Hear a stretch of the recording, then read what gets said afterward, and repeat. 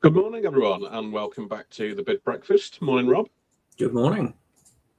Well, we've got an interesting session today, which is SQ versus ITT, and which is more important? ITT. Well, you're clearly wrong. It's the SQ.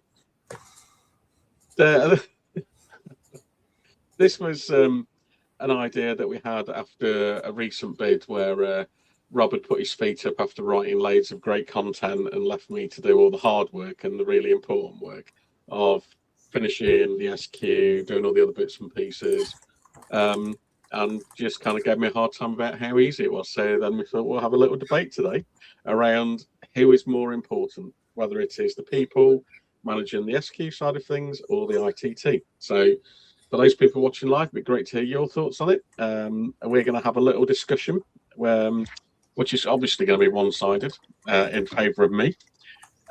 So here we go. We'll just have a little look at the SQ. Quite a lot of the time, I think there's some perceptions of an SQ that aren't necessarily quite right. There is essentially a view that it's just a compliance check and it's very short in terms of its answers. It's not that important. And I think that's probably true in one or two cases, but certainly in a lot of cases, that's not necessary. It generally could be compliance, but actually there are, in more recent times, much longer answers. As the second point says there, there's a lot of IG that needs explaining now. There's a lot of safeguarding in some of the NHS and local authority contracts that we see, and often some of the contract examples are 500 words, which in some cases are longer than the ITT responses. There is also, and clearly need a lot more thought and writing, Rob. There's also a perception that the SQs are quick and easy to produce, and again, some of them are. Most of the ones that we work on, I would generally allow a couple of days to make sure that we've got it absolutely right. And quite often what we see is that they are produced at the end of a bid process. So rather than it starting on day one, people think, oh, SQ's easy, we'll just leave it till the end. And then they often stumble across problems. We always try and get it out of the way first. So particularly when draft one's going on from our end, I will be trying to finish the SQ, get all that signed off, approved, uploaded, so that it isn't an issue at the end. Quite often there are minimal reviews and quality assurance of the SQ as well, which is interesting when we get on to the next bit around how it's scored. And I think probably most people, particularly bid writers, would say it's not as influential as the ITT. And I'm just going to throw that bit of bait out there for Rob to bite on in a minute. The other thing that we talked about this week was the central digital platform and how that was supposed to replace the SQ. And so far, we haven't seen that yet. What we have seen in a number of procurements, frustratingly, is a question that says, please enter your share code, and then it asks you to fill out exactly the same questions that you've done on the CDP. So whilst it was there to make bidding more efficient for bidders, it's now made double the work effectively for the SQ phase. So Rob, clearly you agree with all of those points. Is there anything further you would like to say? Rather disappointingly, I do actually agree with most of them. Well, just one point very interesting is that minimal reviews in QA. Now, I think actually, as with the financial model that we've talked about before, it should run. I think it should run in the same drafting and review process as we do for the ITT. I think that just gives some excellent checkpoints along the way to go, oh, where are we? What's going on? And if it's you that's dealing with a client at the other end, then that's a good hurry up for them to, for the love of God, can you get your accounts ready or contact your accountant or whatever you have, with weeks to go rather than that panic at the end, which can often happen. I know you often get me, I think always get me to look at the SQ as well, just from another check point of view, a different pair of eyes, because it is so compliance driven that it's easy to miss a tick box.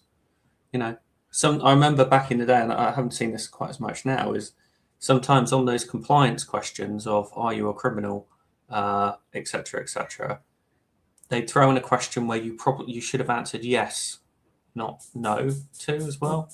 I wondered if they were just doing that to check if people were actually reading it or not, but it's actually an important point. But yeah, I think we'll get to it later. I obviously think my end slightly more important, but we'll save some of the better content for later down the line. And actually, when we're talking about your stuff and my stuff, what we probably should say is that generally when we work on bids, I will tend to manage the bid, but I also take care of the SQ as well. Pretty much 100% of the time, and unless there's something weird going on, it's often easier for me to do that and leave Rob and other writers to be getting on with their stuff. Just an interesting sort of point there, Rob, about whether an SQ need, because obviously we will go through 3 drafts, 3 reviews. Do you think it needs to go through 3 reviews or 1 or 2? I mean, I think I think because of the pass-fail nature of it, yes, I do. And it might, because I think at draft 1, you're still going to have missing pieces in the rest of the world. If nothing else, the QA is just to make sure what's missing and what's happening with those pieces as much as anything. Okay. Well, let's just have a little look at perceptions of the ITT, which, I mean, I would love to talk to this because I would spin it in a slightly different way. But I'll give you a fair shot and let you do this one. Well, I've been a bid writer for 18 years now because I'm getting old. Not as old as you, but I'm getting old. And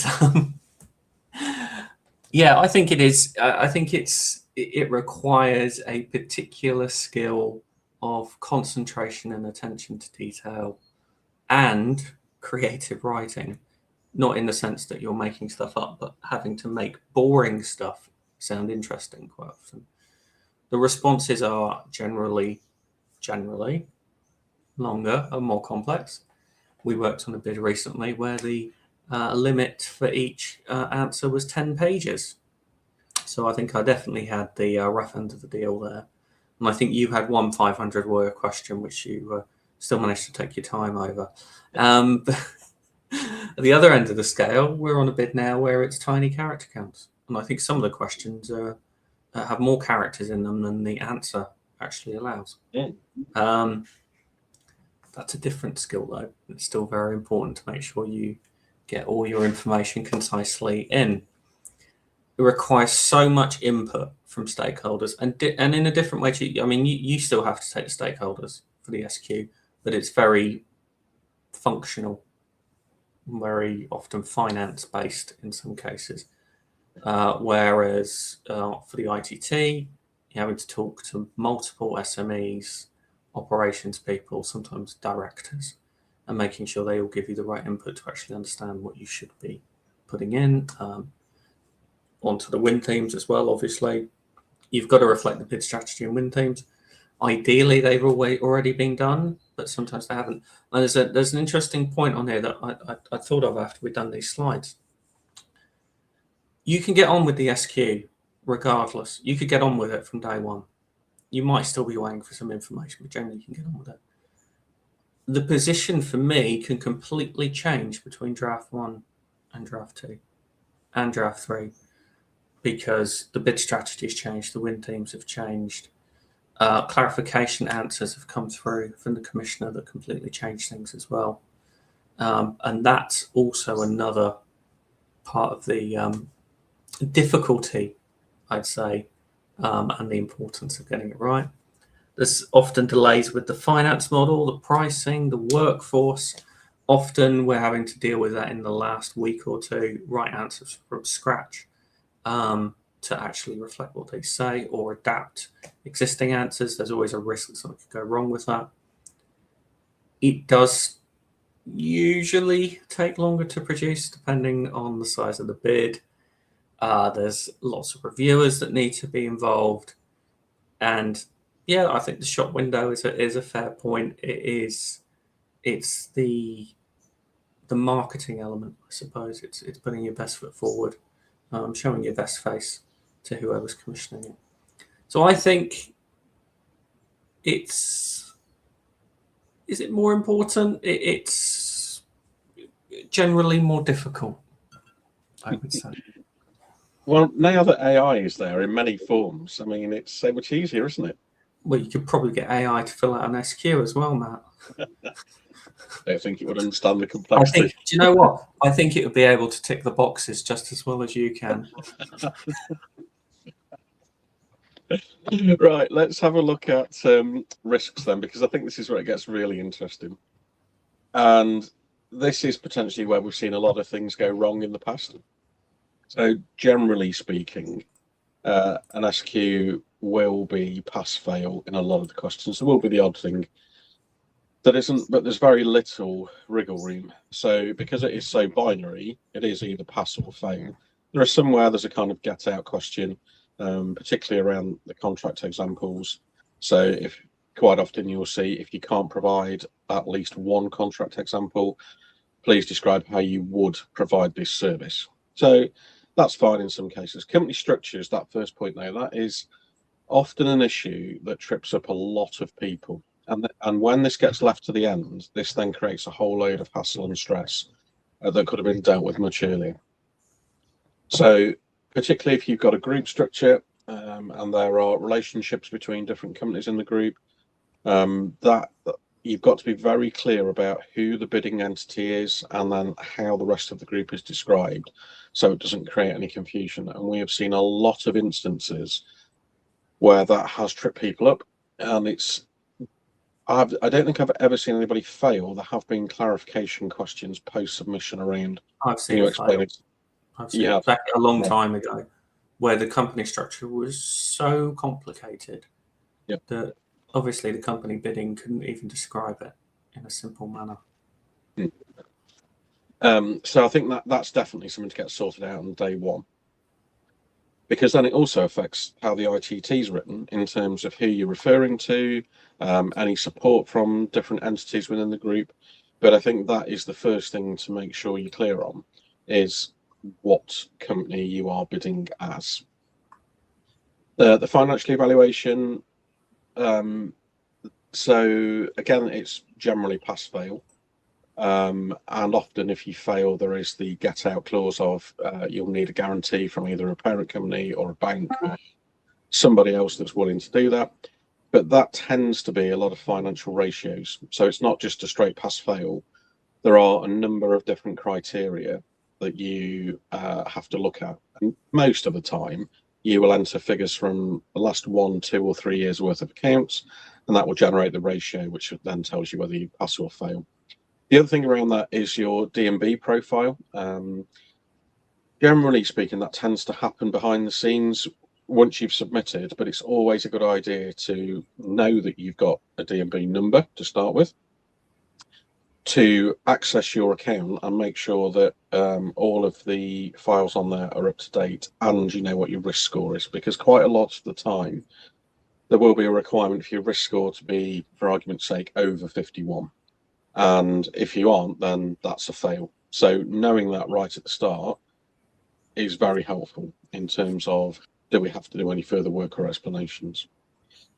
Then we are into policies, and I know we've seen all sorts of instances, and I have seen bids fail for this, where people have submitted a whole raft of policies to then find out they were out of date, they hadn't been signed, they've not been ratified, the wrong policy's been uploaded. And potentially this is a bit of a minefield. Probably half the time we see, do you have this policy, yes or no? And you don't need to provide any evidence.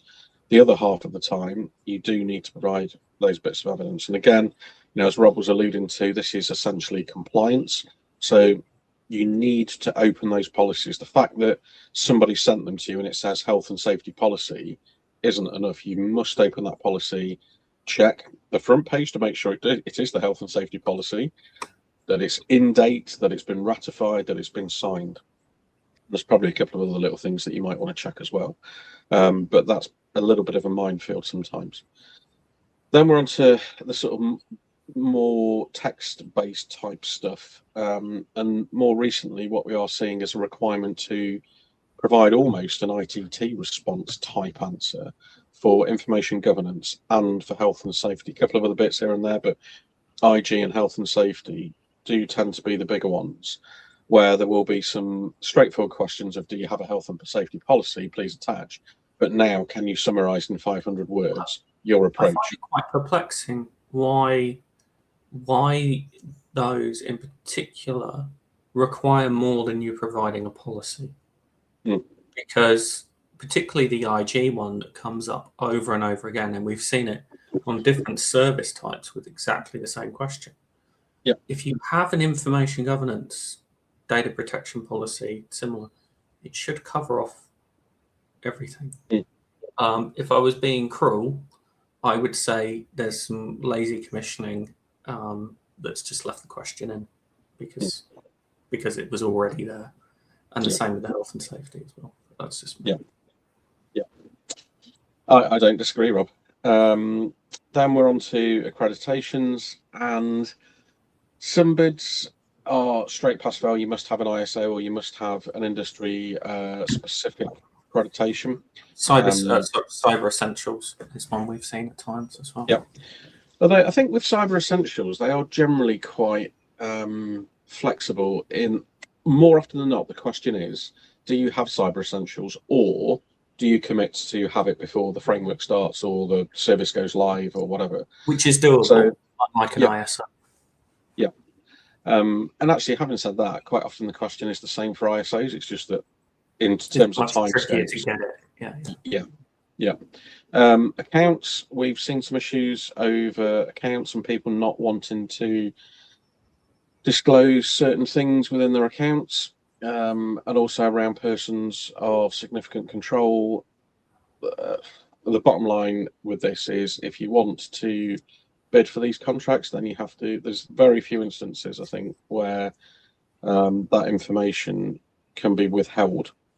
And if it is withheld, it then raises a whole load of questions that will come back that you will then have to answer. And we've seen that in practice. Did you work? There was a project a few years ago. I can't remember if you were working on it with me, but the finance director with the client straight out said, "I'm not providing our accounts commercial and confidential." The ones that are on Companies House. Well, yeah, exactly. It was a bit. Yeah. You sure? Yeah. And people do get very twitchy about this. That's some, and we've had a few instances where we've had to talk people through the process over the last year or so. So that's always an interesting one. And then finally, signatures missing. That has tripped people up over the past, and I don't think I've ever seen anyone fail an entire bid from a missing signature. Or at least not given a chance, but it's one of those things where it just raises another question that you probably don't want post submission. So I think those are some of the really interesting things that, well, say interesting. What could be more interesting than this? Yeah. But I think these are the things that are very easy to protect against. If you've done that, if you start this on day one of the bid, you know exactly how to mitigate any of these risks, probably within the first week, and then you've got a fair bit of time to sort it out. So, Rob, I've banged on for a while about that. Do you want to?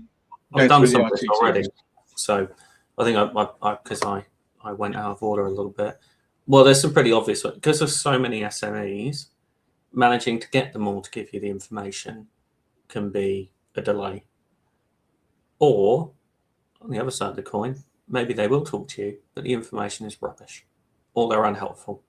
Particular instances I remember in the past where sometimes you just be on the call, they've got no idea what's going on, and they're being really unhelpful because you've dragged them away from their day job. But that's another matter entirely. Easiest risk is that you don't actually answer the question, you haven't read it properly, or you've misunderstood it. There is a point at the bottom about clarification questions, but if you ever read a question and you're not sure, ask a clarification question. If it's unclear, If you get it wrong, you're not going to be scored correctly. I've talked about the word and character counts, which brings its own issues, whether it's 10 pages or 2,000 characters. Lack of evidence can be a huge one. We've worked on a few bids recently where the clients haven't necessarily had the right experience or examples, so that can make things quite difficult. I've talked about the late finance and workforce modelling, which is one of my pet hates in life, having to sort that out near the end. And if you've got 6 weeks to do a bid, why haven't you got your finance and workforce modelling done before the last week? Madness. Occasionally, no clear solution or win themes. Matt's old phrase of, I think it's build the plane whilst you're trying to fly it. That can be an absolute nightmare for a writer because you don't really know what direction you should be going in. Poor reviewing, another terrible one. It doesn't happen with me because thankfully Matt always reviews my work as well as the client. So there's always at least one good reviewer. But if you're in a position and the reviewer isn't doing their job or is being unhelpful or focusing on the wrong things, there can be a huge risk as well. Essentially, all those risks add up to you potentially scoring poorly on the ITT and not standing a chance of winning. But I think it's easier to mitigate a lot of these risks than it is the SQ risks, Rob, because I mean, like when you look at have competent project manager, really, doesn't it? Well, so I think where I was going with this is often with the SQ stuff, it is black or white. Do you have it or not? And sometimes you can't fix it. Whereas with a lot of this stuff, most of the time you can fix it. But it's easier to pass than score a 5. Well, not if it doesn't exist. And I think that's the bit where. But it's also easy. Yeah. This is where it gets really interesting, isn't it? It probably is easier to pass some of the SQ things, but if you don't have what they're asking for and there isn't a chance to create it, then essentially you fail. There is no middle ground. There's an interesting point to all this, actually. Back in the day, back in the mists of time, PQQs were a separate process to the IT. Yeah. Which I think was actually better in a way because you knew if you were writing the ITT that it was actually going to be scored. Now you've got to do them at the same time. But if you fail the SQ, they're not reading the ITT and all the work you put in. So, yeah. Well, and that's exactly where this debate came from, wasn't it? Of, you can spend all this effort writing the ITT, spend 5 minutes on the SQ and fail, and the bid doesn't even get read. So read, where you get rid of it. Yeah. So in my mind, that then makes the SQ far more important. Good for you. But I think it is quite interesting with this. I mean, like all those points there, generally speaking, you can fix those quite quickly if you know who to talk to or you've got some level of creative license. And it doesn't rely on one thing. So maybe the evidence isn't great, but you do have a clear solution and win themes. Yes, the finance and workforce modelling might be late, but you might have answered all of the question within the word count and you've got evidence. So it's not that there are a number of things that obviously get you to a good score. So it'd have to be a pretty poor bid if all of those things happened at the same time. I'll make my next point when we go on the next slide. Okay, fine. But I think it does raise this question, and one of the points we talked about yesterday as we were putting this together was most organisations I've worked in will assign the SQ to a bid administrator or somebody else in the admin team, and yet all of the ITT type stuff will go to bid writers, bid managers, bid directors, commercial director. So that kind of tells you where it sits in people's minds in different organizations of, and I've come across some extremely good bid administrators in the past. who are very, very good at putting together PQQs as they were back then. But I think that just gives you an idea of where it sits in the importance in organisations. Well, and there's often not the QA even. So it's often with a bid administrator, and B, there's often none or very little QA as to what they've done. Yeah. So even the best administrator should have the QA. 100%. I think I missed your little prompt there when you said next slide, and I just carried on blathering on. No, so there we go. I thought that this was the best point I've made all year, which has been a low bar. I'll let you talk through it and explain why. Well, as I said, Matt, you're the goalkeeper. You're David Raya, or more like an Agrusovic, if you remember him from Steve Agrusovic. God, anyway, yeah. So the point is, you can lose the bid on the SQ because of the pass-fail nature of it, and like a goalkeeper, if you make a mistake, you've potentially lost the game. So I think, you can lose the bid on the SQ, but you can only win it on the ITT. So bid writers, bid directors, whatever, can get all the glory. But at the end of the day, if you don't have a good goalkeeper doing the SQ properly, then you can lose it before the strikers even get to do so. What a ham-fisted analogy, but hopefully that comes across. And do you want to explain why there's Nottingham Forest badge on there, Rob? Well, I kind of went off on a tangent yesterday, though, didn't I? Whereas it was more a case of Nottingham Forest had a great team, great striker, who I think is coming back tonight maybe, which meant you were able to punch above your weight, but because of a lack of continuous improvement, lack of investment, you're down near the bottom at the moment. There was a point about Tottenham as well, which I'd love to put in as an Arsenal fan, but we're running out of time. Yeah, anyway, let's move on. So we've only got time for one opportunity today. This was just an interesting one, and it's interesting because of the size of it. So construction framework, it's definitely worth a look at. There is a big figure down the bottom there, £144 billion. It's essentially open to all public sector organisations.